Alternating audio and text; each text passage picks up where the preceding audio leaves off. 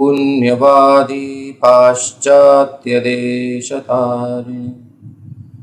ॐ नमो भगवते वासुदेवाय।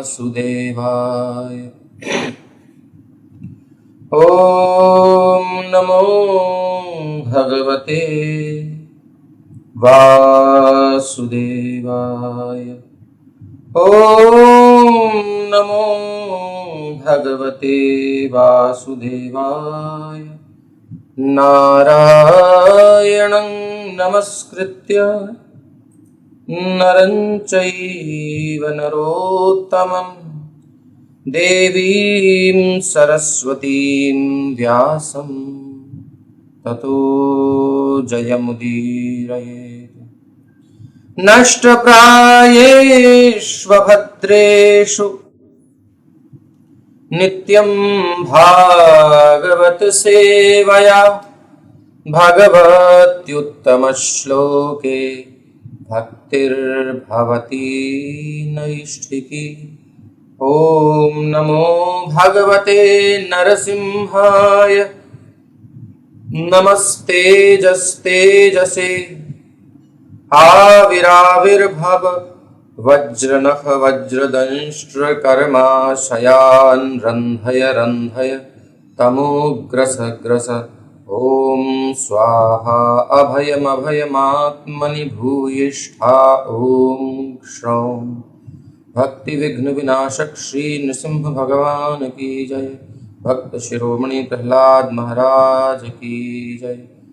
श्रीमद्भागवत महापुराण की जय। श्रील प्रभुपाद की जय। राधा वल्लभ की जय। तो हम श्रवण कर रहे हैं नित्यप्रति श्रीमद्भागवत महापुराण। ये श्रीमद्भागवत महापुराण साक्षात भगवान श्री कृष्ण का वांगमय स्वरूप है, शब्दमयी मूर्ति है। प्रत्यक्षावर्तते हरे, साक्षात भगवान हमारे बीच में इन भागवत मंत्रों के रूप में उपस्थित हैं। जीवन का लक्ष्य है कि हम भगवान का सानिध्य प्राप्त करें, उनकी सेवा करें। और बहुत सुलभ है हमारे लिए, बहुत इजी है। भगवान हरि कथा के रूप में हमारे बीच में है। 24 घंटे संभव हो तो भागवत कथा में रहे कोई, संभव हो तो 24 घंटे हरिनाम जप करता रहे, भगवान के नाम के आश्रय में रहे।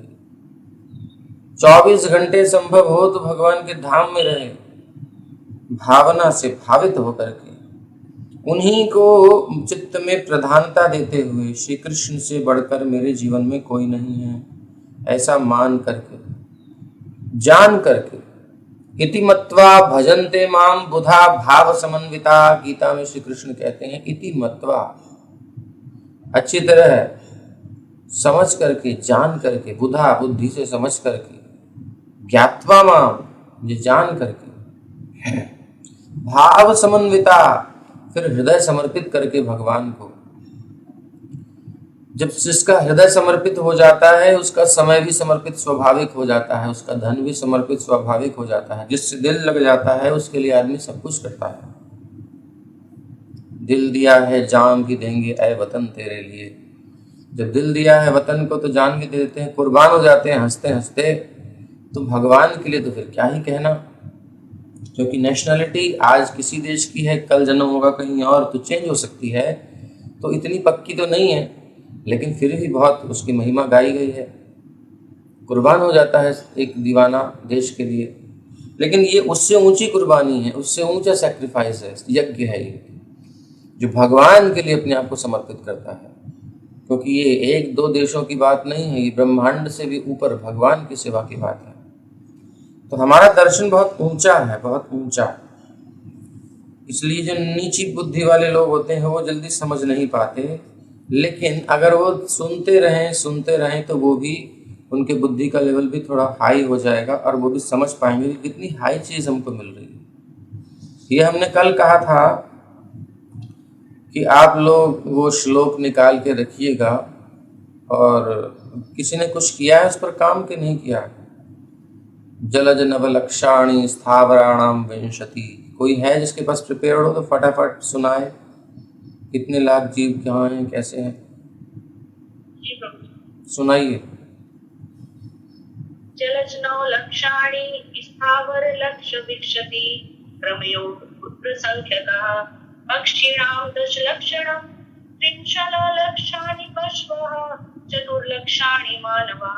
अर्थात जो जलचर है 9 लक्षाणि, जलज मतलब जो जलचर है वो 9 लाख है, स्थावर जो पेड़ पौधे हैं 20 लाख है, और जो सरीसृप और कृमि अर्थात कीड़े मकोड़े हैं वो 11 लाख है, और जो पक्षी नभचर हैं वो 10 लाख है, और जो स्थलीय थलचर जो है वो है 30 लाख, और शेष जो 4 लाख है वो मानवीय है, मनुष्य दानव देवता जो।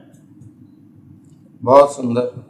तो सब लोग इसको याद करिए, माता जी से कहिए कि हमें शेयर कीजिए, और वो आपको याद भी कराएंगे, बताएंगे, फिर आपसे पूछेंगे कि भाई कितने जीव कितने हैं। जनरली हम बोलते हैं 84 लाख योनि है जी, 84 लाख योनि है, कुछ पता ही नहीं कौन सी योनि कितने लाख किसमें आ रहे हैं, तो पता होना चाहिए ना, तो थोड़ा सा अच्छा कॉन्फिडेंस रहता है। और फिर ये भी पता चलता है कि ह्यूमन बॉडी कितनी रेयर है, उसमें भी ऐसी जो कि भगवान की बात को सुनने का समय मिले, संस्कृत जीवन बहुत दुर्लभ मिला हुआ है, बहुत ऊंची स्थिति में है, और यहाँ से नीचे नहीं गिरना। और फिर ये भी महाप्रभु का किसने लिखा है क्या, जो महाप्रभु बोलते हैं इसी बात को, और जो कि यहाँ नारायण परायण की बात हमने कल सुनी थी, कोटिश मुक्त मुक्त मध्य एक भक्त प्रधान, ऐसे करके महाप्रभु जो बोल रहे हैं, कहीं देखा आपने, नोट किया है किसी ने? नहीं, कोई बात नहीं, उसको पूरा तैयार करना चाहिए कि जीवात्माओं की संख्या बहुत है, उसमें से एक्सट्रैक्ट करते करते निकालते निकालते निकालते निकालते ये जो कि यहाँ पर परीक्षित जी बोलेंगे। तो अभी हम शुरू करते हैं। रोज हम श्रीमद् भागवत का अध्ययन कर रहे हैं, प्रत्येक स्कंध का अध्ययन कर रहे हैं, प्रत्येक अध्याय का, प्रत्येक श्लोक का, और अब हम छठे स्कंद के 14वें अध्याय पर पहुंच चुके हैं। श्री परीक्षित उवाच, परीक्षित जी कहते हैं, क्या कहते हैं? परीक्षित जी कह रहे हैं, रजस्तमः स्वभावस्य ब्रह्मन् वृत्रस्य पाप्मनः नारायणे भगवति कथमासीत् दृढ़ा मतिः। राजा परीक्षित ने श्री सुखदेव गोस्वामी से पूछा, हे विद्वान ब्राह्मण, रजो तथा तमो गुणों से आविष्ट होने के कारण, आविष्ट मतलब प्रभावित होने के कारण, आवेश और प्रभाव होता है। जैसे किसी को भूत आवेश, कोई उसमें उत्तराखंड में कहते हैं देवता आ गया, देवता आ गया, आवेश हो जाता है उसमें। अब वो जो भी हो, किसी को भूत का आवेश होता है, किसी को किसी का, तो जब किसी को वो आविष्ट कर लेता है तो वो व्यक्ति खुद कुछ नहीं करता, वो उससे कोई कराता है कुछ, जो उस पे आविष्ट, जिसका आवेश होता है। तो ऐसे ही हम सब जीव तो आविष्ट हैं, कोई रजोगुण से आविष्ट है, कोई तमोगुण से, कोई सत्वगुण से, और उसमें हम डूअरशिप पकड़ के बैठ जाते हैं, मैं कर रहा हूं, मैं कर रही हूं। सत्वगुणी व्यक्ति सत्वगुण का विकास करके सत्वगुणी क्रियाओं को करता है, वैसी उसकी चेतना होती है, वैसी उसकी क्रियाएं होती हैं, उसको वैसे ही प्रेरणा होती है सत्वगुण के कारण। और रजोगुणी का संग कर ले तो उसकी सब कामनाएं बदल जाएं और वो फिर रजोगुण में आ जाए, अगर उसका दुर्बल होगा सत्वगुण। ऐसे ही तमोगुण, तो जो जिस गुण को अपने ऊपर हावी होने देता है, इतना तो हमें ही करना पड़ेगा। अब दारू पीना हमारे ऊपर है, दारू पी के बोलती है, फिर वो अलग बात है, वो तो फिर उसका काम है। तो किस गुण को डेवलप किया है हमने, ये हमारी त्रुटि है। अब फिर गुण हमसे कराता है वो, उस फिर प्रकृति है क्रियमाणानि गुणहि कर्माणि सर्वशः, अहंकार विमूढ़ात्मा करता अहम इति मन्यते, लेकिन सिर पे चढ़ाना हमारा काम है। तो कारण गुण संगोस्य, गुण का संग कर हम संग कर रहे हैं, गुण हमको हावी नहीं, पकड़ नहीं रहे, हमने गुण को अट्रैक्ट किया है। तो जब हम भगवान के भक्तों का संग करते हैं, इसका अर्थ है कि हम इन गुणों को तिरोहित करने का प्रयास कर रहे हैं, विशेषकर सत्वगुण को आवाहन कर रहे हैं, और उसके बाद सत्वगुण से भी बियॉन्ड दिस नेचर हम जाना चाहते हैं। तो इसलिए कहा जाता है कि 24 घंटे भगवान के नाम में, उनकी कथा में, उनके रूप गुण लीला में किसी न किसी क्रिया में रहें और माइक बंद कर दें, तभी काम बनेगा। सुमन जी, बोलना ना पड़े, अपना माइक ध्यान रखा करिए। और जिसको दिखता है वो प्लीज़, जो एडमिन है, जो भी है, वो कृपा करके बंद कर दें बच्चों का माइक, बच्चों को पता नहीं चलता। तो ये बात हमको समझनी है, इस नेचर से ऊपर उठना है हमें, प्रकृति से, तभी हमें शांति, सुख मिलेगा, आनंद मिलेगा, परमानेंट वाला। यहाँ तो एक उत्तेजना भरा वातावरण है सब जगह, और बस, और कुछ नहीं है। तो जो तमोगुण और रजोगुण से आविष्ट होने के कारण असुर जो होते हैं सामान्य रूप से पापी होते हैं। तमोगुणी रजोगुणी पाप करते ही हैं, स्वाभाविक है। तो फिर वृत्रासुर पूर्ण पुरुषोत्तम भगवान श्री नारायण के प्रति इतना ऊंचा प्रेम कैसे प्राप्त कर सका? इतना ऊंचा, कितना ऊंचा प्रेम है, सोचा आपने, देखा ही देखा। श्लोकों को गा ही रहे हैं, हम सोच नहीं सकते इतना ऊंचा प्रेम, और वो हृदय से गा रहे हैं। हम लोग तो मुंह से बोल देंगे कि न नाक पृष्ठं न च पारमेष्ठ्यम न सार्वभौमं न रसाधिपत्यम, और सामने थोड़ा सा भी कुछ आता है वहीं पे मन मचल जाता है। किसी को 1-2 करोड़ की डील मिल जाए, छोड़ देगा, हम में से कोई नहीं जो छोड़े। लेकिन वृत्रासुर के सामने स्वर्ग की संपत्ति मानो भगवान कह रहे हैं कि ले ले। सारा बोल रहे, प्रत्यक्ष बोल रहे हैं। हम इमेजिन नहीं कर सकते, कल्पना नहीं कर सकते स्वर्ग की संपत्ति की, ऐश्वर्यों की कामना करेंगे क्या, पता ही नहीं हम लोगों को। और वृत्रासुर तो सब जानता है, क्योंकि वो पहले ही संपूर्ण भूमंडल का साम्राज्य प्राप्त कर चुके हैं राजा चित्रकेतु के रूप में। फिर ऐश्वर्य प्राप्त किया है, सिद्धि प्राप्त की है, वो सब भोगने के बाद आए हैं। उनको पता है क्या ऐश्वर्य है, क्या सुख है, क्या है। तब भी वो कह रहे हैं कि नहीं चाहिए। हम लोग तो अभी केवल मुंह से बोल रहे हैं, लेकिन कोई बात नहीं, एक ना एक दिन बोलते बोलते आ ही जाएगा, इसलिए हम बोलते हैं। तो ये इनकी हृदय की भावना है, ये प्रेम से बोल रहे हैं, प्रेमी है। तो क्योंकि वृत्रासुर असुर था, इसलिए महाराज परीक्षित को आश्चर्य हुआ कि वो महान भक्त का पद कैसे प्राप्त कर सका। क्योंकि इस भौतिक जगत में हर एक प्राणी जो है रजोगुण तमोगुण से ग्रस्त रहता ही है, और जब तक कोई इन गुणों पर विजय प्राप्त करके सात्विकता के स्तर पर नहीं पहुंच जाता, सबसे पहले हमें सत्वगुणी वातावरण अपना बनाना होगा, लाइफ में सत्वगुण डेवलप करना होगा, विकसित, तब उसके शुद्ध बनने की संभावना है, या नहीं तो शुद्ध भक्त बनने की संभावना नहीं है। तो हम सब जो भी श्रोता हैं, क्या हम शुद्ध भक्त बनना चाहते हैं, भगवान के प्यारों की गिनती में आना चाहते हैं? अगर आना चाहते हैं तो हमको सत्वगुण का विकास करना कंपलसरी है, मस्ट। ढीला ढीला उत्तर नहीं चलेगा कि नहीं प्रभु जी, अभी तो हम ये भी खाते हैं, अब तो हम वैसे ही रहते हैं, लाइफ स्टाइल चेंज नहीं है, बस कथा सुन लेते हैं। तो कथा का असर पूरा नहीं हो पाएगा। वो तो अपना काम करेगी, लेकिन आप लोग रोड़ा अटकाएंगे अपने मन में ही, अपने आप को रोक करके। मन में आ रहा है कि अब हम ये चीज ना करें, तो तुरंत उसको पकड़ लेना चाहिए, संकल्प कर लेना चाहिए, क्योंकि वो संकल्प भागवत के श्रवण से, वैष्णव संग से आता है। कहीं मन में आए कि ये चीज अब छोड़ देनी चाहिए, ऐसे करना नहीं चाहिए, समझ में आ गई बात, तो तुरंत उसको छोड़ देना चाहिए, क्योंकि वो हमको आगे बढ़ने से रोकने वाली चीज है, तभी वो समझ में आ रही है।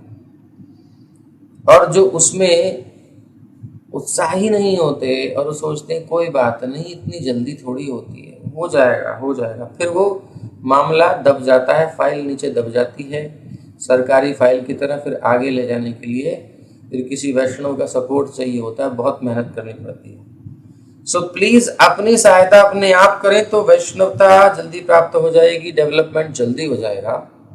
और हम ढीले रहेंगे तो वैष्णव लोग बाहर से फोर्स करेंगे, प्रयास करेंगे, आपको जा जाकर हिलाएंगे अपनी एनर्जी। तो एनर्जी सकर न बने वैष्णवों की, उनकी एनर्जी को यूज होने दें, अच्छे से उसका रिजल्ट आना चाहिए। और नहीं तो हम उनकी एनर्जी ले करके और शक कर लेते हैं और रिजल्ट आउटपुट कुछ नहीं देते। गाड़ी में पेट्रोल डाला, गाड़ी चली नहीं, वो कर करके सारा धुआं निकाल दिया, खड़ी वहीं की वहीं पड़ी हुई। तो क्या फायदा इस फोर्स का? अब गियर तो आपको लगाना है, अपना गियर तो आपको चेंज करना पड़ेगा ना, कोई और थोड़ी करेगा। और कर देगा तो फिर आप समर्पण करो, उतना गियर चेंज भी कर देंगे, कोई टेंशन नहीं। लेकिन उतना समर्पण भी नहीं है, तो भैया या तो अपने आप ड्राइविंग कर लो, और नहीं तो किसी को समर्पित करो, जो वो कहता है उसको एज इट इज फॉलो करो, किसी ऐसे शुद्ध भक्त को, किसी ऐसे भगवान के प्यारे को। तो कुछ ना कुछ तो करना पड़ेगा, तभी हम आगे जाएंगे, तभी हम ये जो सुन रहे हैं ना इसको फील कर पाएंगे, प्रैक्टिकली इसमें स्थित हो पाएंगे। अदरवाइज हम ऐसे ही कंफ्यूजन में रह जाएंगे कि हाँ कथा सुनी जीवन भर, और जीवन में देखा तो कुछ परिवर्तन आ ही नहीं रहा। तो परिवर्तन ना आने का कारण यही है कि हम जागरूक नहीं है। जागना है, जागना है। तो ये बात कंफर्म है, इसको लिख लीजिए अपनी कॉपी पर, और उससे कॉपी से ज्यादा अपने दिल पर, कि 3 गुणों से सबसे पहले सत्व गुण का विकास हमें करना पड़ेगा। सत्व गुण का विकास करके ही हम भक्ति कर सकते हैं प्रॉपरली। देन भक्ति में स्थित होकर के जितना हम भक्ति में स्थित होंगे, निर्गुणता में स्थित होंगे, उतने सत्व गुणों को भी पार कर जाएंगे। अदरवाइज सत्वगुणी व्यक्ति बहुत जल्दी नीचे तमोगुण में गिर सकता है, रजोगुण से प्रभावित हो सकता है, क्योंकि ये सब भाई बहन हैं, ये आते जाते रहते हैं आपस में। तो किसी एक को अगर आप निकालोगे, वो अच्छा है, उसके अंदर क्वालिटी अच्छी है, तो उसकी भाई और बहन आ जाएंगे, फिर कभी कभी उसको बिगाड़ देंगे, सो वो गलत काम कर सकता है। सो ऐसे ही सत्वगुण रूपी भाई को रजोगुण रूपी बहना और तमोगुण रूपी इसका छोटा भाई बदमाश ये बिगाड़ देते हैं, आकर के कहते हैं कहाँ इधर आ। तो व्यक्ति जो है सत्वगुण के स्तर से नीचे गिर जाता है।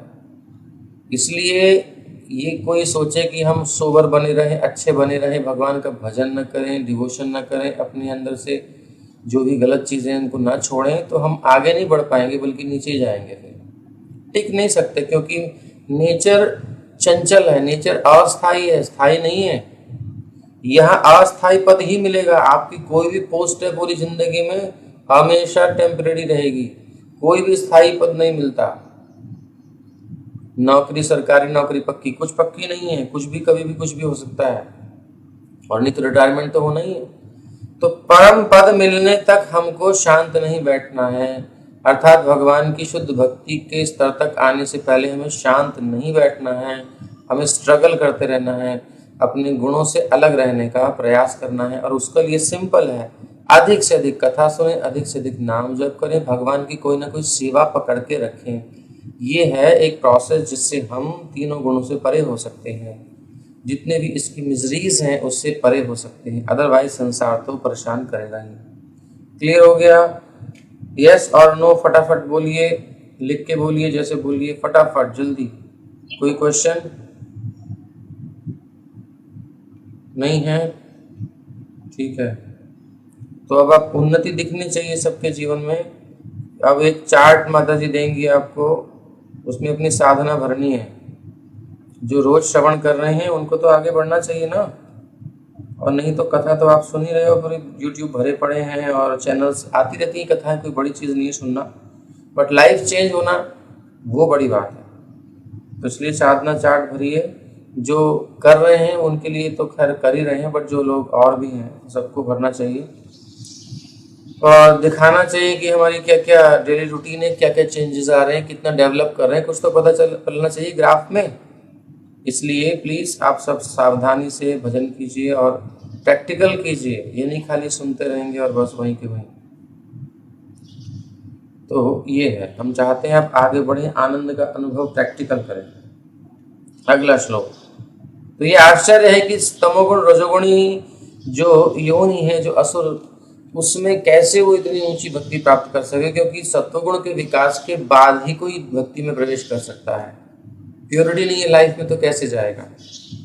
तो देवानां शुद्ध सत्वानां ऋषीणां चामलात्मनां भक्तिर्मुकुंद चरणे न प्रायेणोपजायते।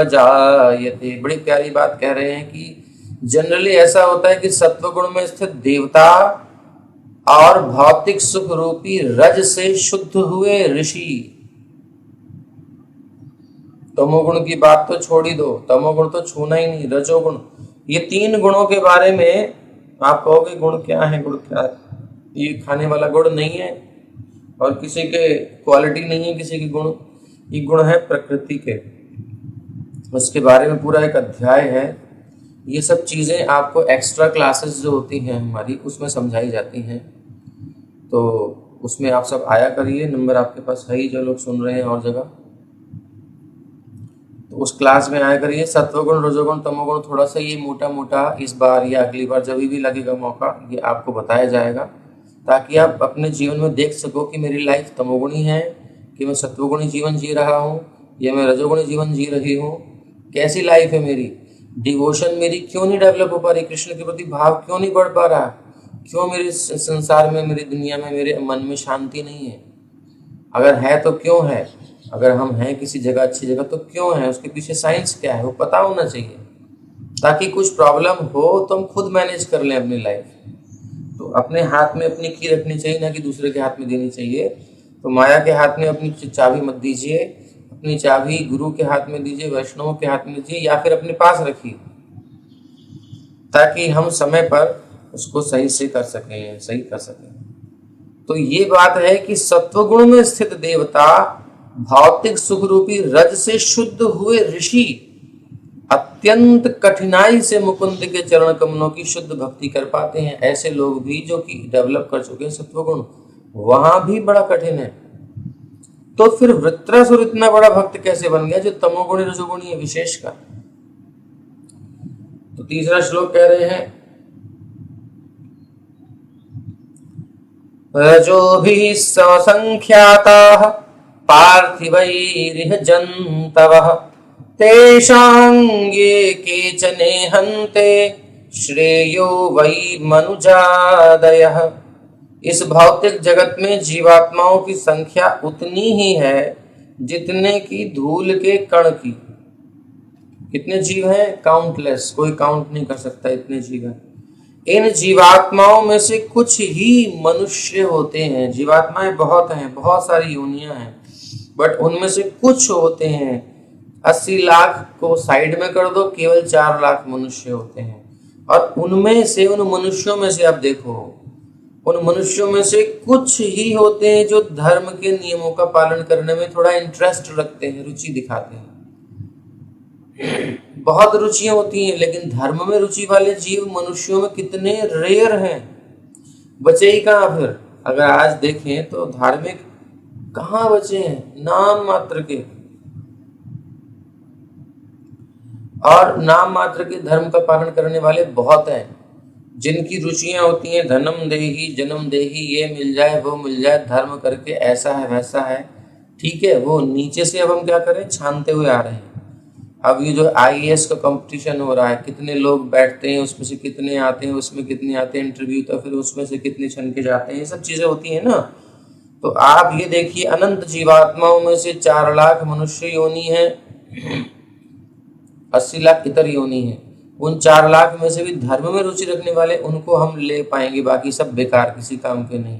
वो जहाँ से मूत्र निकलता है, मल निकलता है, वहीं से वो बालक निकला, किसी काम का नहीं है।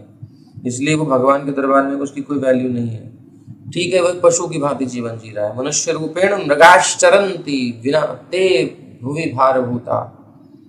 ऐसे लोग तो केवल जानवरों की तरह जी रहे हैं, खा पी रहे हैं, सो रहे हैं, कोई बड़ी चीज नहीं है, ठीक है। डेवलपमेंट कर लिया टेक्नोलॉजी में, कोई बड़ी चीज नहीं है। तो ये हो गया। अब आते हैं हमारे पास सेलेक्टेड पर्सन जो कि धर्म में रुचि दिखाते हैं। लेकिन ऐसे धार्मिक लोगों के पास जब थोड़ा क्लोज जाओगे तो पता चलेगा कि धार्मिक नियमों के पालन करने वाले कैसे हैं। अरे यार, ये तो ऊपर से धर्म के नियम का पालन करता है, इसका हिडन मोटिव तो कुछ और ही है। प्रायो मुमुक्षवस्तेषां केचनैव द्विजोत्तम मुमुक्षूणां सहस्रेषु कश्चिन्मुच्येत सिद्ध्यति। कह रहे हैं परीक्षित जी, हे ब्राह्मण श्रेष्ठ सुखदेव गोस्वामी, धार्मिक नियमों का पालन करने वाले अनेक मनुष्यों में से, कितने में से, ये सब दिमाग में रखिए, अनंत जीवात्माएं 84 लाख योनियां, 80 लाख कई काम से, 4 लाख मनुष्य, उसमें भी धार्मिक वो भी कितने कम हैं, वो बाकी सब गए काम से। उसमें भी धार्मिक नियमों का पालन करने वाले अनेक मनुष्यों में से कुछ ही भौतिक जगत से मुक्ति पाने के इच्छुक रहते हैं। जनरली हम चाहते हैं धर्म का पालन करें, अर्थ आए, मनी इज हनी, और उसको चाटते रहें, मस्त रहें संसार में। थोड़ा पेन होता है बट प्लेजर भी होता है, सो यही ठीक है, अपना लाइफ बनी रहे बढ़िया से और जीरो बढ़ते रहें अकाउंट में हमारे।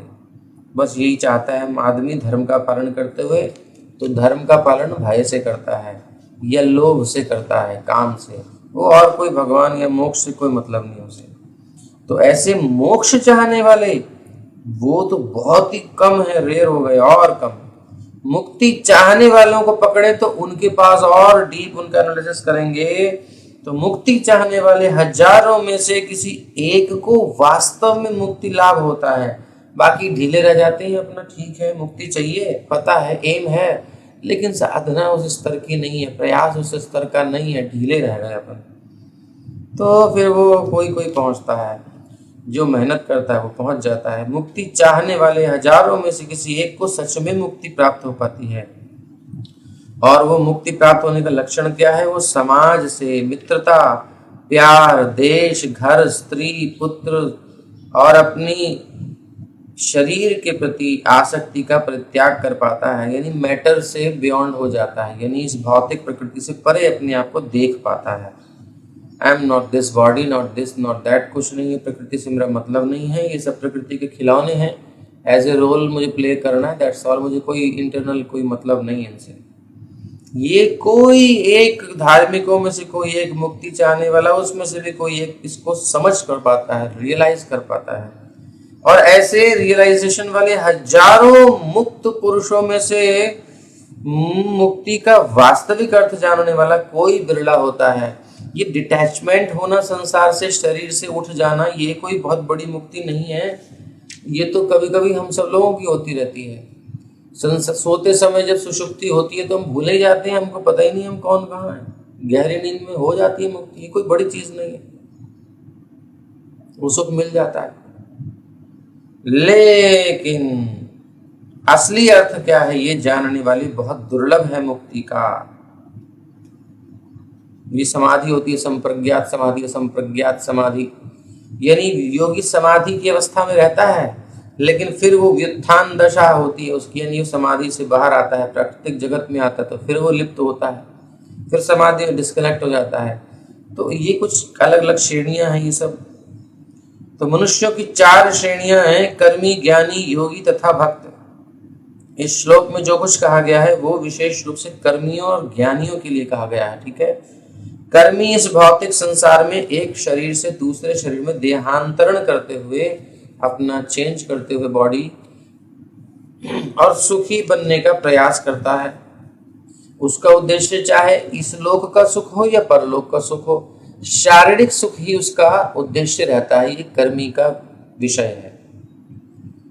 किंतु जब वही व्यक्ति ज्ञानी की स्टेज में आ जाता है, यानी वो नॉलेज प्राप्त कर लेता है, I am not this body, तो उसके प्लेजर पेन से मेरा कोई मतलब नहीं है एक्चुअली, तो वो भौतिक बंधन से छूटना चाहता है, क्योंकि ड्यू टू दिस बॉडी मुझे सारा प्लेजर और पेन हो रहा है। तो ये हमें समझना है रेडमी जी। ऐसा व्यक्ति समाज, मित्रता, तो मुक्ति की इच्छा रखने वाले ऐसे अनेक व्यक्तियों में से वास्तव में एक ही इस जीवन में मुक्ति पा सकता है। और ऐसा व्यक्ति समाज, मित्रता, प्यार, जो भी तथाकथित हमारा प्यार है संसार में, अटैचमेंट जिसको कहते हैं, देश और परिवार से भी ऊपर उठता है, पत्नी, संतान और अपने शरीर की आसक्ति का परित्याग कर देता है। ऐसे अनेक व्यक्तियों में जो वानप्रस्थ आश्रम के स्तर पर होते हैं, विरला ही कोई सन्यासी बनने को महत्व को समझता है, क्योंकि इतना कष्ट है, इसको थोड़ा छोड़ने से रिलीफ मिलता है, वो वहीं संतुष्ट हो जाता है। लेकिन उसके बाद कहीं एंगेज भी करना है अपने आप को, यहाँ से तो डिस्कनेक्ट करना है भाई, कहीं कनेक्ट भी करना है, ये बात लोग नहीं समझ पाते। तो ऐसे लोगों के बारे में बताया गया है, भैया मुक्तानामपि सिद्धानां नारायण परायण सुदुर्लभ प्रशांतात्मा कोटिष्वपि महामुने। अब ये आ गया क्रीम निकल के, मक्खन निकल के आया बड़ा सार, या फिर फूलों का इत्र निकल के आया बिल्कुल सार। हे महान साधु, लाखों मुक्त तथा मुक्ति के ज्ञान में पूर्ण पुरुषों में से कोई एक भगवान श्री नारायण अथवा भगवान श्री कृष्ण का भक्त हो सकता है। तो हम कौन सी जॉब लेने जा रहे हैं जी? कौन सी पोस्ट मिल रही है हमें? ये बहुत बड़ी पोस्ट है। अभी हमें भी नहीं पता कि ये हो क्या रहा है, हम कर क्या रहे हैं, भागवत सुन रहे हैं, हम क्या चीज कर रहे हैं, खुद तुम्हें मालूम नहीं है, ये पता नहीं कि क्या चीज है हम, अभी हम कर क्या रहे हैं हमें खुद को नहीं मालूम। इसलिए बहुत दुर्लभ चीज है, इसकी महत्ता को समझिए। और ये केवल मनुष्य शरीर में संभव है जो हम कर रहे हैं, किसी योनि में संभव नहीं है। और इवन मनुष्य योनि में भी कितने लोग घूम रहे हैं, उनकी बात समझ में नहीं आती। कुछ लोग आते हैं, भागवत कथा सुनते हैं, एंट्री करते हैं ग्रुप में, एक कुछ क्षण बाद ही लेफ्ट कर देते हैं, कुछ एक आध दिन में लेफ्ट कर जाते हैं, बोले अपने कम की बात नहीं है, समझ में नहीं आ रही क्या चल रहा है। दुर्लभ है। मनुष्य शरीर मिलने के बाद भी, भारत में जन्म मिलने के बाद भी भागवत से संग होना बहुत दुर्लभ है। ठीक है, भागवत सुन ली 7 दिन, नो प्रॉब्लम, लेकिन भागवत में प्रवेश करना तो और दुर्लभ है, इसमें इंटरेस्ट हो जाए तो कितने सौभाग्यशाली हैं। अपनी अपनी पीठ अपने आप ठोक लो, थोड़ा कोई नहीं ठोक रहा तो, लेकिन इतना मत ठोक लेना कि गर्व हो जाए। ये भी देख लो कि ये चांस बहुत कम समय के लिए मिला है, इसलिए जल्दी टास्क पूरा करना है हमें। लाइफ का पता नहीं कब दी एंड हो जाए, उससे पहले अपन को भक्ति का परिपूर्णता को प्राप्त कर लेना है। तो कोई एक भगवान श्री नारायण अथवा श्री कृष्ण का भक्त हो सकता है, और ऐसे भक्त जो परम शांत हो, अत्यंत दुर्लभ हैं। भक्त होना ठीक है, डिवोटीज की भी कैटेगरी होती है, कनिष्ठ भक्त, मध्यम भक्त, उत्तम भक्त, वो भी उपदेशामृत में आपको सबको पढ़ाया जाएगा। ये सब चीजें सब एनालिसिस करने से समझ में आती है कि हम कहाँ हैं, क्या चल रहा है, हवा में बात नहीं चल रही। तो सब साइंटिफिकली बताया गया है। तो ऐसे भक्त जो परम शांत हैं, ऐसे डिवोटीज में भी हमको सब लोग एक से नहीं मिलेंगे। कुछ लोग मिलेंगे बहुत सब भजन साधन कर रहे हैं, लेकिन बेचारे परेशान भी मिलेंगे। राधे श्याम, राधे श्याम। तो ऐसे शांत, इन विपरीत परिस्थितियों में भी अपने आप को स्थिर रख पाए, वो कठिन मिलते हैं। तो शांत, परम शांत और अत्यंत दुर्लभ हैं ऐसे भक्त। तो श्री विश्वनाथ चक्रवर्ती ठाकुर ने इस श्लोक का तात्पर्य इस प्रकार से दिया है। एक बात यह है, जो सुन रहे कथा, अभी जो हमने बताया है इसको बिल्कुल संक्षेप में आपको संक्षेप में बताना है। लास्ट में कथा के तैयार रहिए कि कौन पहले जीवात्मा है, उसमें से सार क्या है, उसका सार क्या है, उसका सार क्या है, फिर लास्ट में जो हाई क्वालिटी की जो डोज निकली है, यानी जो डिवोटी निकला, वो कैसा होता है, सब बताना है एनालिसिस करके प्रॉपर। कौन बताएगा, उसको तैयार रहिए। तो जब मनुष्य जीवन की भौतिक निरर्थकता को समझ लेता है, कह रहे हैं कि केवल मुक्ति की इच्छा करना बहुत बड़ी बात नहीं है। मोक्ष की इच्छा पर्याप्त नहीं है, अपर्याप्त है। मनुष्य को वास्तव में मुक्त होना चाहिए। मैं डॉक्टर बनूंगा, मैं इंजीनियर बनूंगा, मैं अध्यापक बनूंगा, कोई मुश्किल ही कहता होगा, लेकिन जो भी है मैं ये बनूंगा। इच्छा करना ठीक है, अच्छी बात है, बट वो खाली इच्छा करने से तो हो नहीं जाएगा, उसमें उतरना पड़ेगा, आपको परिश्रम करना पड़ेगा। तो यानी कि वास्तव में डॉक्टर बनना पड़ेगा, इंजीनियर बनना पड़ेगा, आपको जो भी बनना पड़ेगा, खाली ख्याली पुलावों से कुछ नहीं होगा। तो वास्तव में मनुष्य को मुक्त होना चाहिए, मुक्ति की इच्छा ही पर्याप्त नहीं है। जब मनुष्य जीवन की भौतिकता की निरर्थकता को समझ लेता है, जब मनुष्य इस जीवन की भौतिकता जो है, जो संसार में हम जो लाइफ जी रहे हैं जनरली लोग, उसकी जब निरर्थकता, कोई वैल्यू नहीं है एक्चुअल में उसको हमारे लिए। जब उसको ये रियलाइज होता है तब वो उच्च ज्ञान में उन्नत बनता है। और जब तक हम सब कुछ भी कर रहे हैं और भक्ति भी कर रहे हैं तो अभी हम ठीक है, अभी सो चल रहा है, ठीक है, ना से हाँ ठीक है, अभी कहीं गिनती नहीं होगी। तब क्या होता है, जब समझ लेता है तो वो ज्ञान में, उच्च ज्ञान में आगे बढ़ता है और परिवार, स्त्री और संतान से विरक्त होकर वानप्रस्थ आश्रम में स्थित हो जाता है। कोई बताएगा कि ये भगवत गीता में ये कहाँ बताई गई हैं, ये गुण, ये ज्ञान की चर्चा ये कहाँ की गई है? कोई है? लास्ट में जो हमारे अध्याय थोड़ा सा बताइए, कुछ श्लोक हो, कुछ हो।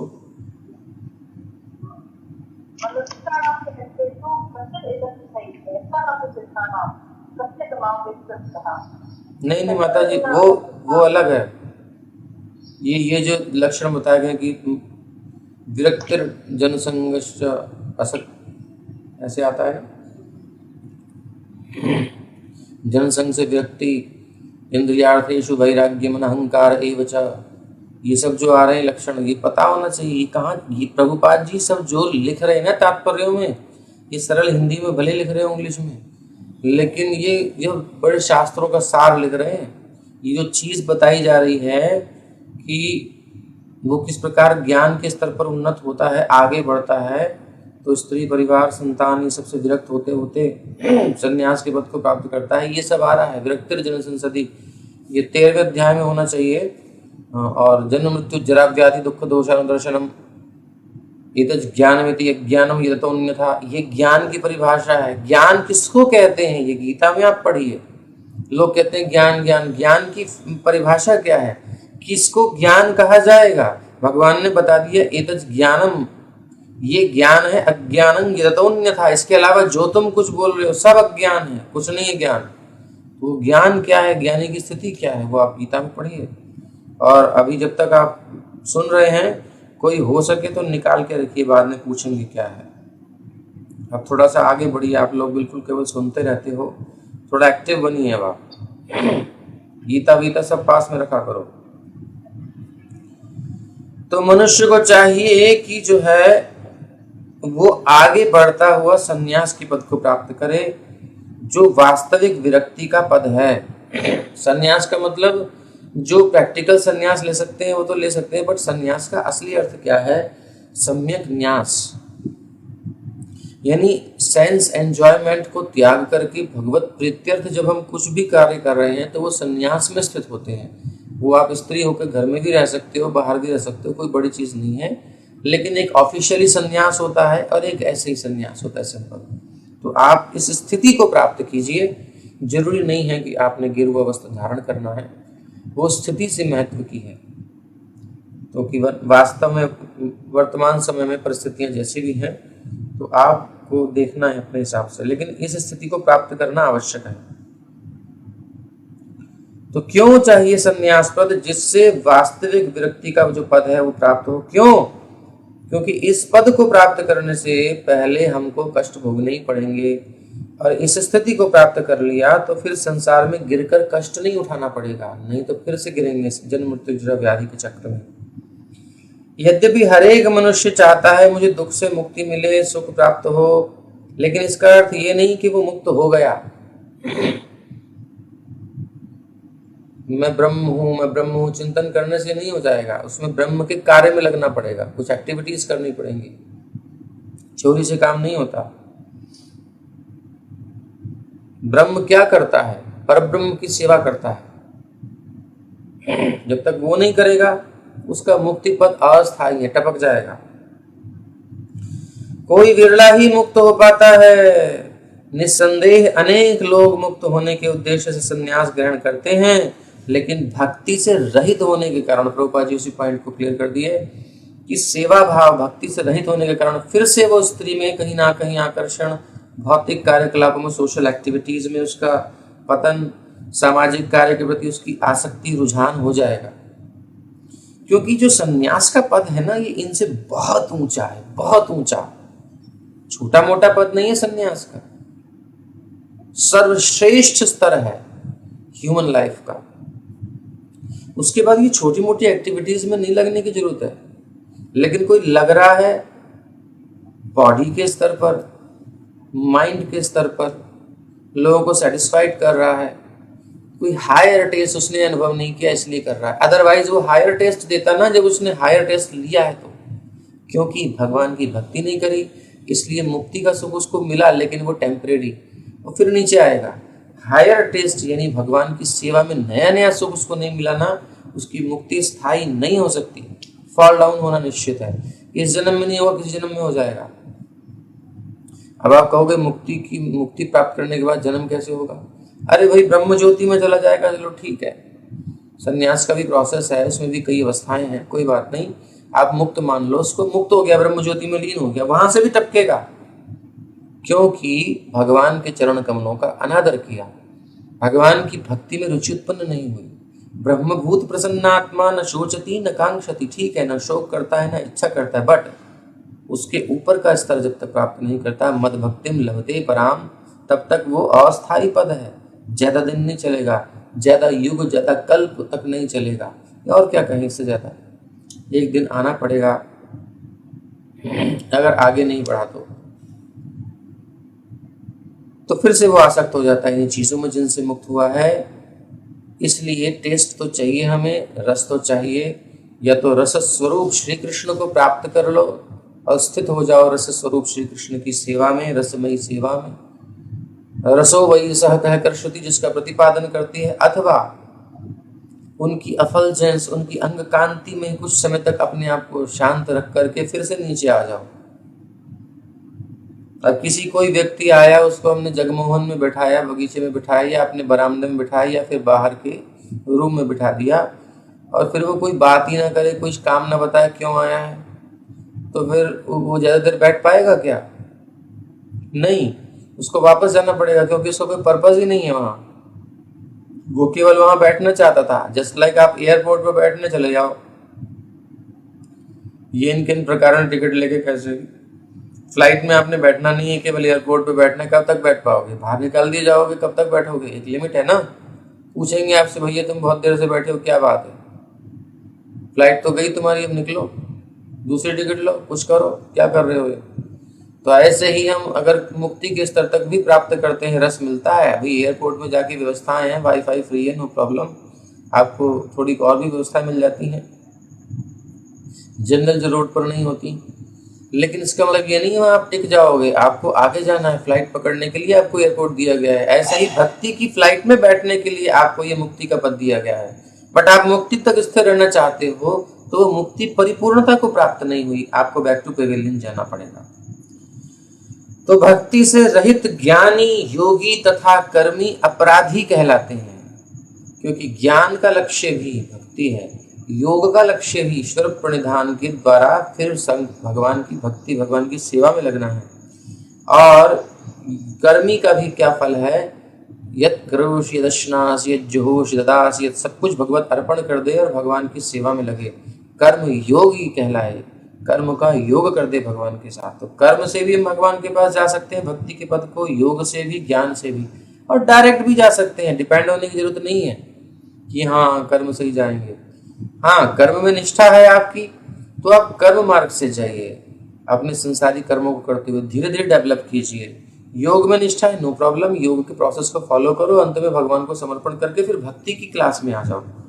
और ज्ञानी तो ज्ञान के माध्यम से मुक्त हो जाओ, मुक्त होकर भगवान के भक्तों का संग करके भक्ति में आ जाओ, और नहीं तो डायरेक्ट किसी डिवोटी के संग में आ जाओ और लविंग सर्विस में लग जाओ, श्री कृष्ण की सेवा में लग जाओ, हो गया काम। सारे प्रोसेस को करने की जरूरत नहीं है, सीढ़ियों को पार करने की। तो अपनी अपनी चॉइस है, नो प्रॉब्लम, लेकिन भक्ति तक पहुंचना पड़ेगा, क्योंकि भगवान को कोई पकड़ सकता है तो भक्त्या अहम एकया ग्राह्य, एकमात्र भक्ति से मैं ग्रहण किया जा सकता हूँ, और कोई प्रोसेस नहीं है मुझे पकड़ के होल्ड ऑन करना है ना। होल्ड हम भगवान को केवल भक्ति से कर सकते हैं, टच कर लेंगे ठीक है, और किसी प्रोसेस से, बट होल्ड नहीं कर सकते। होल्ड तो भक्ति कर सकती है।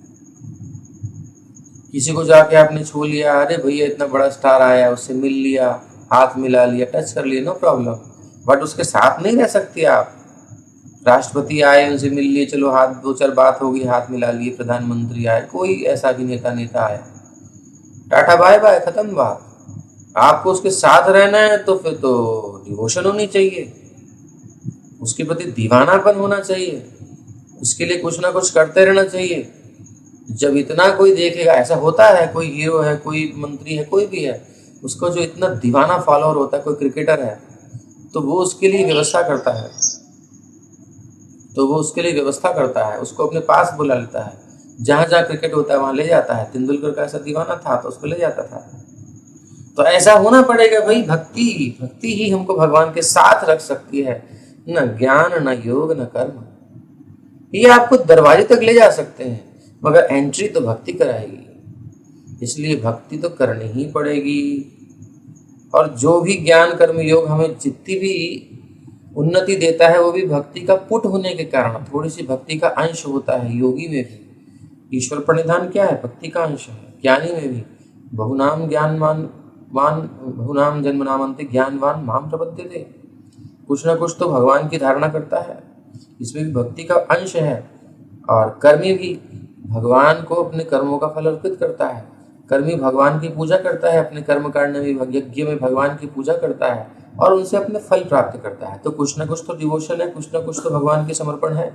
इसलिए कर्म भी फल देता है, इसीलिए ज्ञान फल देता है, इसीलिए योग फल देता है। अगर डिवोशन इनमें से माइनस कर दी जाए कि ज्ञान की हिम्मत नहीं मोक्ष दे दे, कर्म की हिम्मत नहीं कोई फल दे दे, और फल दे दे मतलब जो भगवान से प्राप्त होने वाले फल हैं, अगर डिवोशन नहीं है, थोड़ी सी भी श्रद्धा नहीं है, श्रद्धावान लभते ज्ञानम, श्रद्धा होगी तभी तो ज्ञान प्राप्त होगा। श्रद्धा मतलब भक्ति का ही एक स्वाभाविक रूप है।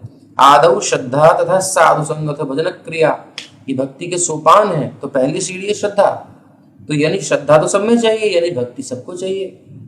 तो एक पुट रूप में है। अब क्या करना है, आगे जाकर के उसको पूरी तरह भक्ति में लगना है। बात समझ में आ रही है? यस और नो? जल्दी से बोलो, नहीं तो पता चला हम बोलते जा रहे हैं और आपको अगर कुछ पल्ले नहीं पड़ रहा। ठीक है। भक्ति से रहित ज्ञानी, योगी और कर्मी अपराधी और कहलाते हैं। श्री चैतन्य महाप्रभु कहते हैं, मायावादी कृष्ण अपराधी, जो ये सोचने के स्थान पर कि प्रत्येक वस्तु भगवान श्री कृष्ण है, ये सोचता है कि माया ही सब कुछ है, मायावादी, वो अपराधी कहलाता है। यद्यपि मायावादी भगवान श्री कृष्ण के चरणारविंद के प्रति अपराधी हैं, लेकिन तो भी उनकी गणना सिद्धों में की जा सकती है, अर्थात जिन्होंने आत्मा की अनुभूति की है। निरीश्वरवादी हैं, लेकिन फिर भी वो कुछ ना कुछ तो किए हैं, तो इसलिए उनको सिद्धि मान लिया जाता है। उन्हें आत्म सिद्धि के बिल्कुल क्लोज मानना चाहिए, निकटतर मानना चाहिए, यानी गेट तक पहुंच गए हैं, क्योंकि उन्होंने कम से कम आध्यात्मिक जीवन के साक्षात्कार तो किया है। यदि ऐसा व्यक्ति जाकर के फिर नारायण पारायण हो जाए, अर्थात फिर वो भगवान का भक्त भी हो जाए, तो वो जीवन मुक्त मनुष्य से श्रेष्ठ कहलाता है। इसके लिए उच्चतर बुद्धि की आवश्यकता होती है। हाँ, तो ज्ञानी दो प्रकार के होते हैं। एक तो वो जो भक्ति की तरफ उनका रुझान होता है, दूसरे जो निर्गुण अनुभूति की ओर जिनकी डायरेक्शन होती है। तो मायावादी सामान्यतः वृथा ही अथक प्रयास करते हैं, बेकार प्रयास करते हैं। कैसे करते हैं? जैसे धान हो, धान की भूसी हो, धान निकल गया, भूसी बची, उसे कूटते रहो, हस्क ठूंकते रहो उसे, उसमें से कुछ नहीं निकलने वाला, दर्द निकलेगा शरीर में, परिश्रम होगा। ऐसे ही जो केवल भगवान को छोड़ करके और वो मायावाद का अपना जो भी संसार का प्रकृति पुरुष विवेक करते रहते हैं, इसी में इनकी खोपड़ी लगी रहती है। ठीक है, वो बियॉन्ड दिस नेचर उठ जाते हैं, लेकिन वो त्रिशंकु की तरह लटके रहते हैं, ना तो भगवान को प्राप्त कर पाते हैं, आनंद को, परमानंद को। वो एक ब्रह्म की अनुभूति का एक थोड़ा सा सुख मिलता है उनको, ठीक है, स्टेबल होता है, बाकी ज़्यादा कुछ नहीं है। भक्तों के सामने देखा जाए तो कुछ नहीं है। वो यहाँ से देखेंगे तो बहुत बड़ा सुख है, संसार के ऊपर उठ गया उसका मन।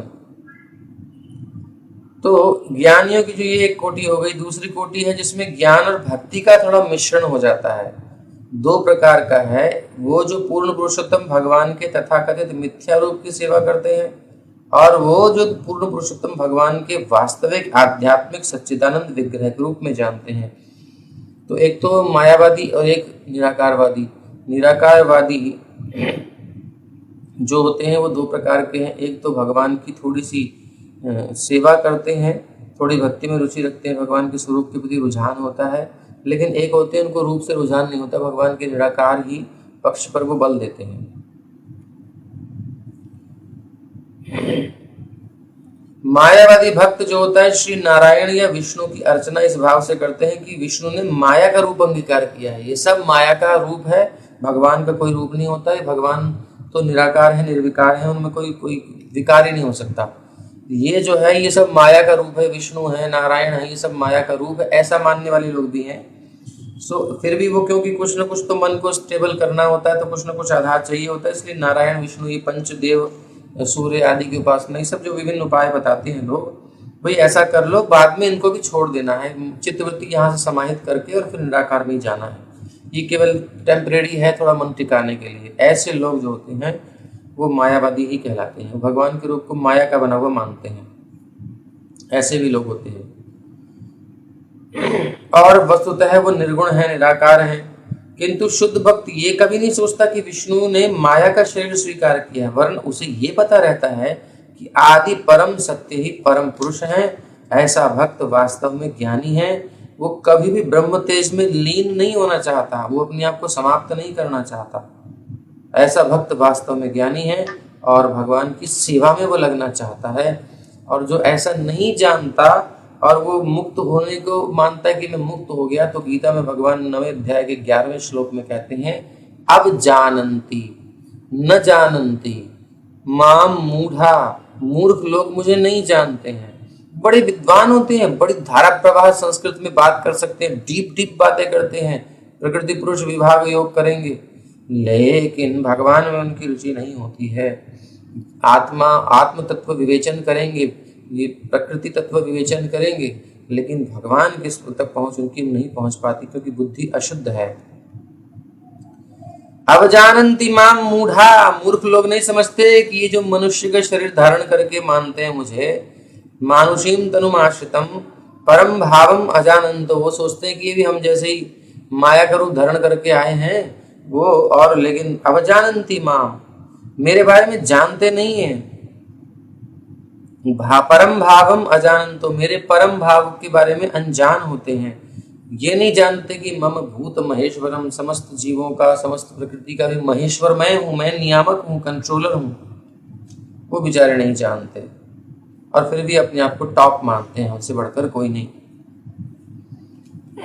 तो मोह आशा मोह कर्माणो, 9वें अध्याय का 12वां श्लोक अगला। और ऐसे जो लोग होते हैं जो भगवान की सेवा में, समर्पण में नहीं रुचि रखते हैं, वो अपने ज्ञान से संतुष्ट होते हैं, प्रकृति के ज्ञान से, मैं ये शरीर नहीं हूँ, मैं अहम ब्रह्मास्मि, मैं कुछ निराकार मुक्त तत्व हूँ, ऐसा हूँ वैसा हूँ, अलग अलग फिलॉसफी, इसमें कई नाम हो सकते हैं, नो प्रॉब्लम। बट प्रकृति से वो मुक्त हो जाते हैं, अपने आप को अलग अनुभव कर लेते हैं। तो ऐसे लोगों की क्या होती है, मोहाशा मोह कर्माणो, अमोघ, अमोघ मतलब व्यर्थ नहीं जाता, मोह मतलब व्यर्थ हो जाता है। तो मोह आशा, उनकी आशा भी व्यर्थ हो जाती है, कुछ काल तक टिकते हैं, लेकिन उसके बाद फिर नीचे आना पड़ेगा, क्योंकि रस नहीं मिलेगा उनको। मोह कर्माणो, उनके कर्म भी व्यर्थ हो जाएंगे, उनका ज्ञान भी जो इतना प्राप्त किया है व्यर्थ होने वाला है। विचेतसः राक्षसीम आसुरीम चैव प्रकृतिम मोहिनीम श्रिताः, क्योंकि आसुरी वृत्ति क्या है, राक्षसी वृत्ति क्या है, असुरों को हम देखते हैं कि वो भगवान नारायण की शरणागति नहीं लेते, ब्रह्मा जी को पकड़ लेंगे, शिव जी को पकड़ लेंगे और अपने आप को ब्रह्म मान लेंगे, सब कुछ कर लेंगे, लेकिन भगवान विष्णु की भक्ति नहीं करते असुर। ये एक विशेषता है। तो ये आसुरी राक्षसी प्रवृत्ति की एक पहचान है कि वो भगवान विष्णु के श्री हरि के शरणागत नहीं होना चाहता। जब तक ये स्थिति है वो असुर है और उसको उसकी सब प्रयास विफल होने वाले हैं, इसलिए असुर बार बार हारते हैं। उनके सकाम कर्म और उनका ज्ञान का अनुशीलन सब निष्फल हो जाते हैं, उनकी मुक्ति की आशा निष्फल हो जाती है। वो अपने आप को मुक्त मानते हैं, मुक्त मानिनस, लेकिन फिर पतंत अधोनाद्रत, अधा उनका पतन फिर से होगा। वो स्टेज ज्यादा टाइम तक नहीं टिकेगी, क्योंकि इसको स्टेबल करने के लिए भगवान के चरणों का आश्रय जरूरी है।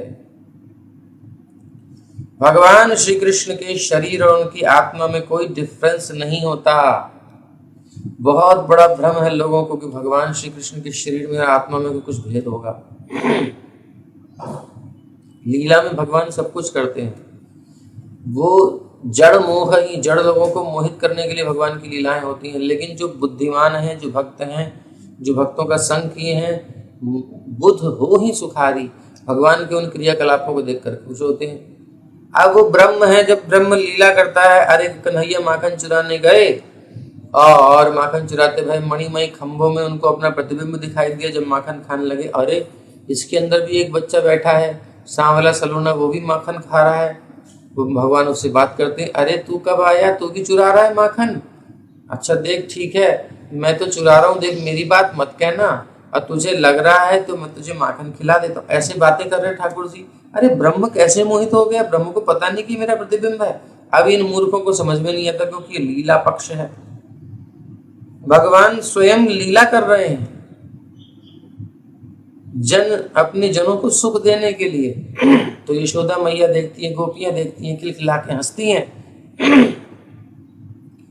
कन्हैया बछड़े की पूंछ पकड़ते हैं, बछड़ा फुदकता है, पूंछ पकड़ोगे बछड़े की, भागेगा वो, और भागता है। कन्हैया पूंछ पकड़ करके लटक गए। अब बछड़ा जो है कोमल कोमल रमण रहती है, आप गए होंगे, बड़ी कोमल रहते हैं, वहां लोटपोट होते हैं लोग आज भी। सो कन्हैया रगड़ते हुए जा रहे हैं, बछड़ा खींचता हुआ करता हुआ जा रहा है।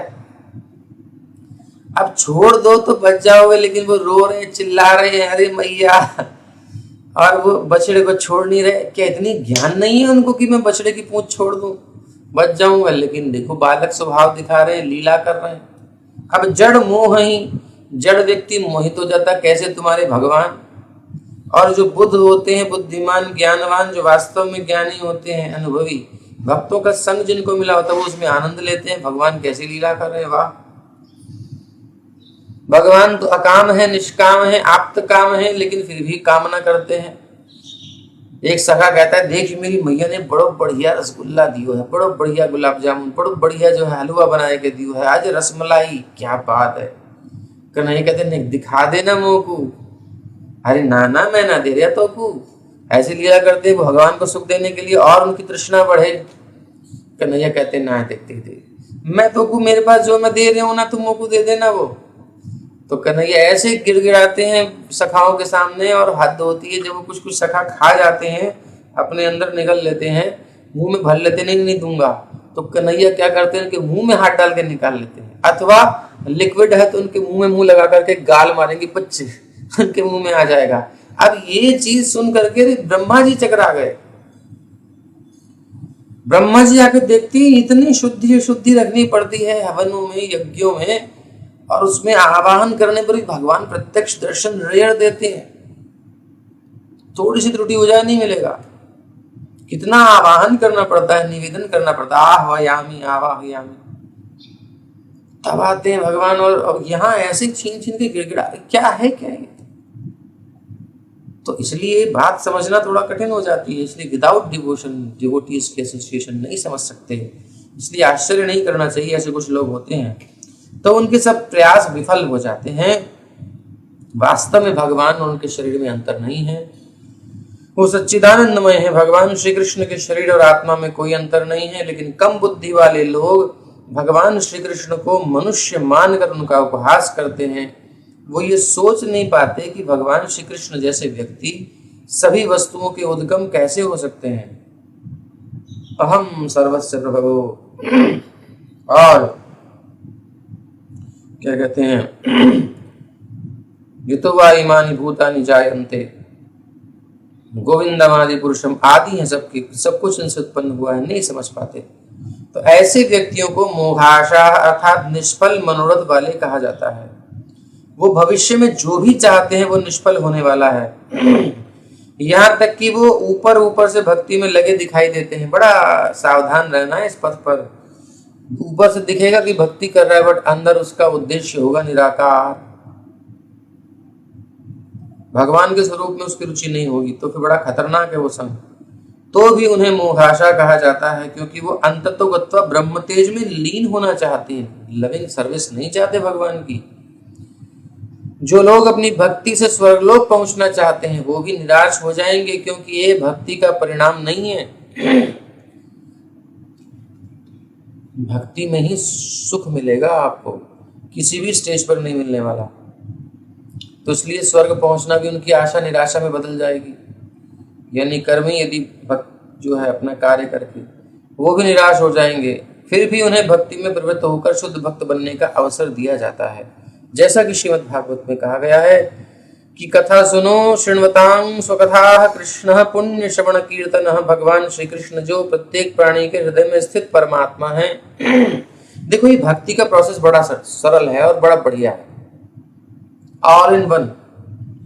ज्ञानी को कुछ क्वालिफिकेशंस चाहिए, उसको पूर्ण वैराग्य होना चाहिए, तभी वो ज्ञान के पथ पर चल पाएगा। योगी को उसकी क्वालिफिकेशन चाहिए, यम नियम आसन प्राणायाम प्रत्याहार धारणा ध्यान समाधि, प्रोसेस फॉलो करना पड़ेगा। यम नियम में उसकी खटिया खड़ी हो जाती है। आजकल नहीं कर पाते हम लोग, आसन लगा के बैठ गए 1-2 घंटा मुश्किल से, नहीं तो आदमी उतना भी नहीं बैठ पाता है। कम से कम 3-4 घंटे तो एक आसन पर बैठो, बिना हिले डुले, बिना पैर इधर उधर किए। और कुछ तो नियंत्रित करो अपने आप को। योगी की विशेषता, मन को संयमित करना पड़ेगा। मन बिल्कुल भी जैसे दीपक जलता है बिल्कुल हवा रहित कमरे में एकांत में, स्थिर लौ, ऐसे मन स्थिर होगा तब तो वो योग साधना कर पाएगा। और यहाँ तो पता ही नहीं लौ है किधर, ऐसे लहरा रही है, मन टिकता ही नहीं है। क्या हम योग करेंगे, क्या ज्ञान करेंगे। लेकिन भक्ति में बड़ी सुविधा है। शृण्वताम, केवल बैठ जाओ, चाहे पैर ऐसे करो चाहे पैर वैसे करो। मन में वैराग्य नहीं है, बच्चे को साथ में लेके बैठ जाओ गोद में, नो प्रॉब्लम, चलेगा। भोले बाबा तो अपनी प्रिया को अपने अंक में लेकर के, क्योंकि भगवान की कथा की प्रेमी है, सो अपने अंक में लेकर कथा सुना रहे हैं। अभी आप सुनोगे आगे। अब वो वहां पे कंफ्यूजन मत करना, यहाँ कंफ्यूजन क्लियर हो गया। भक्ति में कोई रोक नहीं है, क्योंकि चित्त चिपकता ही नहीं कहीं जब भगवान खींच लेते हैं तो। यहाँ कृष्ण करता है, अन्य पद्धतियों में जीव करता होता है। हम कुछ भी करेंगे, एक त्रुटि रहनी है, लेकिन जब श्री कृष्ण करेंगे, ब्रह्म जब स्वयं करेगा, पर ब्रह्म तो कहाँ त्रुटि रहेगी। इसलिए कथा सुनना अर्थात भक्ति करना, हृदय में परमात्मा स्थित है। और सच्चे भक्त जो होते हैं, रियल में जो चाहते हैं, डिजायर करते हैं कि हमें आपकी सेवा चाहिए, आपकी प्राप्ति करनी है, वो कैसी हो परिस्थिति में हो, कितनी क्रिटिकल पोजीशन में हो, बस वो बैठ जाए कथा सुनने, भगवान के नाम को जपना शुरू कर दें। लगे ना लगे मन, बिगिनिंग में कुछ नहीं मांगा जाता। बिगिनिंग में आपकी उत्साह होना चाहिए, कंटिन्यूसली लगे रहो, काम करते रहो, नाम जपते रहो अपना, छोड़ो मत जीव से नाम, कथा का चिंतन मनन मत छोड़ो काम करते हुए भी। ऐसे लगे रहोगे तो भगवान फिर पकड़ लेते हैं। पहले वो उनको पकड़ाना पड़ता है, अपना हाथ उठाना देना पड़ता है। इन्हीं परिस्थितियों में जब हम भगवान को पुकारें, फिर जब श्री कृष्ण एक्टिव हो जाएंगे कि अब ये चाह रहा है कि मैं करूं, अपना बल खत्म कर दिया इसने, तब फिर भगवान उसके हृदय से भौतिक सुख की कामना हटा देते हैं। अब उसको डिजायर खत्म हो जाती है संसार की, जो कि उसको बांधने का कारण थी, जो उनके संदेशों का रसास्वादन तब वो कर पाता है। भगवान की कथा का जो टेस्ट है ना, बिगिनिंग में इतना नहीं मिलता है, या मिलता है तो भगवान की कृपा से मिलता है, फिर तिरोहित हो जाता है। अप डाउन चलता रहता है। कथा कभी बहुत अच्छी लगेगी, कभी ऐसा भी होगा कि नहीं लगेगी, बट टिका रहे तो फिर भगवान उसको पकड़ लेते हैं। जो ठीक से सुने और कहे जाने पर स्वयं सद्गुण युक्त है, और हृदय से कल्मश भगवान दूर कर देते हैं। जब तक हृदय के बिल्कुल कोर ऑफ द हार्ट, बिल्कुल कोने कोने में हमारे गड्ढे हैं, उसमें जा करके गुफाओं में छुपा रखा है हमने अपनी आसक्तियों का मल, जब तक हृदय के भीतरी छोर से मल नहीं निकल जाता, तब तक मनुष्य शुद्ध भक्त नहीं बन पाता। कहीं ना कहीं आसक्ति रह जाती, कुछ ना कुछ आशा रह जाती संसारी। इसलिए इस श्लोक में सुदुर्लभ शब्द का प्रयोग किया गया है कि सैकड़ों और हजारों नहीं बल्कि लाखों पूर्णतया मुक्त आत्माओं में से भी विरला कोई शुद्ध भक्त होता है। संसार से भले ही उठ जाए, लेकिन कहीं ना कहीं निराकार के प्रति उसकी आसक्ति, कहीं ना कहीं अपने स्वरूपानंद के प्रति आकर्षण, तो फिर वो अटक जाता है। भगवान में आसक्ति जब तक नहीं होगी काम नहीं बनेगा, इसलिए दुर्लभ है। इसलिए यहाँ पर कोटिश्वपी, यानी के करोड़ों में से मान लो आप, लाखों में से, करोड़ों में से 9 करोड़ देवता, नवकोट्यस्तु देवानां ऋषयः सप्तकोटयः नारायणायण नाह सर्वे ये केचित् तत्परायणः। 9 करोड़ देवता तथा 7 करोड़ ऋषि भगवान श्री नारायण के भक्त नारायण कहलाते हैं। इनमें से कुछ ही नारायण परायण कहलाते हैं। नारायण पर डिपेंड पूरी तरह उनके हो चुके, स्टैंप दे दिया लिख कर कि हम आपके गुलाम पक्के वाले, जो करना चाहो तब कर सकते हो, जहां लगाना चाहो लगा सकते हो, बहुत दुर्लभ होते हैं। नारायणाय नादेवा ऋष्याद्यास्तत्परायणा। वाह वाह, बहुत सुंदर, जयदेव जी की जय हो। ब्रह्माद्यः केचन इव स्युः सिद्धो योग्य सुखम लभन। सिद्धों तथा श्री नारायण परायणों में क्या अंतर है? यही अंतर है कि प्रत्यक्ष भक्त तो नारायण परायण कहलाते हैं, लेकिन जो विभिन्न प्रकार का योग साधते हैं अन्य प्रोसेस, वो सिद्ध कहलाते हैं, लेकिन वो नारायण परायण की क्वालिफिकेशन प्राप्त नहीं कर पाते। मतलब श्री हरि का आश्रय बहुत बड़ा पद है, बहुत बड़ा भगवान के दास का पद है, इसकी कोई तुलना नहीं की जा सकती। त्रिलोकी में क्या, कितनी भी लोक बना लो कहीं भी। आगे कहते हैं, वृत्रस्तु स कथम पापः सर्वलोकोपतापनः इत्थं दृढ़मतिः कृष्ण आसीत संग्राम उल्बणे। अब वृत्रासुर युद्ध की धधकती ज्वाला में स्थित था और पापी असुर दूसरों को सदैव कष्ट तथा चिंता पहुंचाने के लिए कुख्यात था। ऐसा असुर किस प्रकार इतना बड़ा भगवान श्री कृष्ण का भक्त हो सका, ये प्रश्न कर रहे हैं। मतलब पहले परीक्षित जी ने बताया कि कितना दुर्लभ है नारायण पारायण, और उस स्टेज पर वो व्यक्ति जो कि असुर कुल में तमोगुण रजोगुण से प्रभावित है, कुख्यात है, यानी उनकी प्रसिद्धि खराब वाली है, कि किस प्रकार से लोगों को हमेशा कष्ट देने वाला, टेंशन देने वाला व्यक्ति, जैसे आतंकवादी, ऐसे आजकल के बहुत सारे लोग हैं, उनमें कुछ नेता भी आ जाते हैं जो टेंशन ही देने के काम करते हैं, उनको कुछ बोलना ही नहीं है।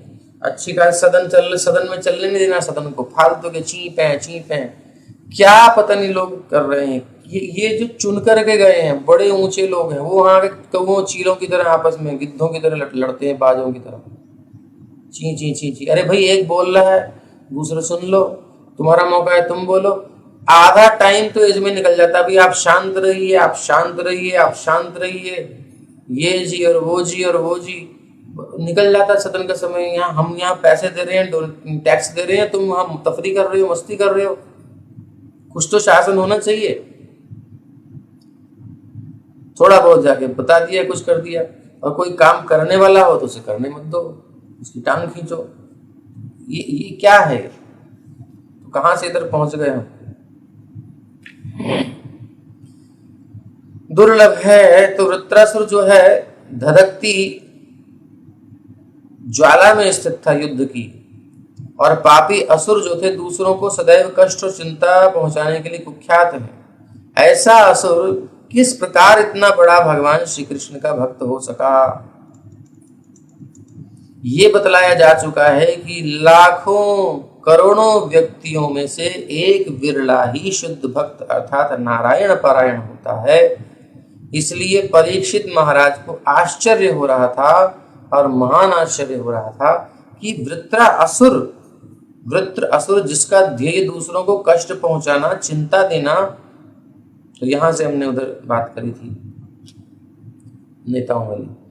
तो युद्ध भूमि में भी ऐसे भक्तों में से एक था। बताओ वृत्रासुर की उन्नति का कारण क्या था, इतना स्पष्ट कीजिए महाराज। अत्र न संशयो भूयान् श्रोतुं कौतूहलं प्रभो यः पौरुषेण समरे सहस्राक्षमतोषयत्। हे प्रभु, हे सुखदेव गोस्वामी, यद्यपि वृत्रासुर पापी असुर था, किंतु उसने अपने सर्वाधिक उन्नत क्षत्रिय का पराक्रम दिखाकर युद्ध में इंद्र को भी प्रसन्न कर लिया। ऐसा असुर भगवान श्री कृष्ण का महान भक्त क्यों कर हो सका? इन विरोधी बातों को मेरे मन में बड़ा जो है उथल पुथल हो रही है, देख करके संदेह हो रहा है, मन मेरा स्थिर नहीं हो पा रहा है। इसलिए मैं इस संबंध में आपसे सुनने के लिए अत्यधिक उत्सुक हूं। मेरी उत्सुकता कोई छोटी मोटी नहीं है। देख लो महाराज, मैं सोया वोया नहीं हूँ, नींद भी नहीं है, ना भूख है ना प्यास है, मुझे तो सुनाओ आप, ये हुआ कैसे? इतना दुर्लभ पद, इतना कठिनता से प्राप्त होने वाला कैसे प्राप्त हो गया? सूत उवाच, सूत गोस्वामी कह रहे हैं, क्या कह रहे हैं? ये हम कल ले लें, क्योंकि अब आपका समय हो चुका है और ये प्रसंग फिर दूसरा छिड़ जाएगा, इसलिए नया प्रसंग नए दिन। सूत उवाच परीक्षितोऽथ सम्प्रश्नं भगवान् बादरायणि निशम्य श्रद्धानस्य प्रतिनन्द्य वचो ब्रवीत। श्रील सूत गोस्वामी ने कहा, महाराज परीक्षित के इस उत्तम प्रश्न को सुनकर, प्रश्नों की भी स्थिति होती है, प्रश्न किस प्रकार का करना चाहिए। देखिए, प्रश्न ऐसा होना चाहिए जिससे कि चर्चा जो चले ना वो भगवान में मती जाए। श्री कृष्ण संबंधी ही कोई प्रश्न करना चाहिए, अपनी उन्नति भगवान की तरफ बढ़ने में हमारी रुचि हो, ऐसा कुछ, मतलब टुवार्ड्स कृष्ण, ऐसा प्रश्न हमें करना चाहिए। और बेकार के प्रश्न तो दुनिया कर ही रही है, चील कौए ची ची काँव काँव सब जगह चली रही है, कोई बड़ी चीज नहीं है। हम लोगों को ऐसा प्रश्न करना है। तो जैसे ये उत्तम प्रश्न को सुन करके सर्वाधिक शक्तिमान ऋषि सुखदेव, श्री सुखदेव गोस्वामी अपने शिष्य को बहुत प्रेम पूर्वक उत्तर देने लगे, मानो बड़े लाड़ प्यार दुलार करके। परीक्षित को उन्होंने नेत्रों से ही देखा, एक स्नेह भरी दृष्टि से देख करके सिक्त कर दिया परीक्षित को, और उस प्रकार से लाड़ प्यार से बड़ा विस्तार से उत्तर देने लगे। इसको हम कल सुनेंगे। श्रीमद्भागवत महापुराण की जय, श्रील प्रभुपाद की जय। ताई गौर प्रेमानंदे, हरि हरि बोल। तो यहाँ हमारा विश्राम होता है और ये अध्याय कल आगे चलेगा। कल आप सब आइएगा, सबका निमंत्रण है, और अपने मित्रों को भी लेके आइएगा और शत्रुओं को भी लेके आइएगा, जो मिले सबको ले आइएगा, ताकि सबका जीवन सफल हो सके। शत्रुता भूल जाए शत्रु, मित्र और अच्छा मित्र हो जाए। हम तो यही कहते हैं, सबके अंदर प्रेम हो। तो यहाँ हम विश्राम करते हैं, फेसबुक से विदा लेते हैं और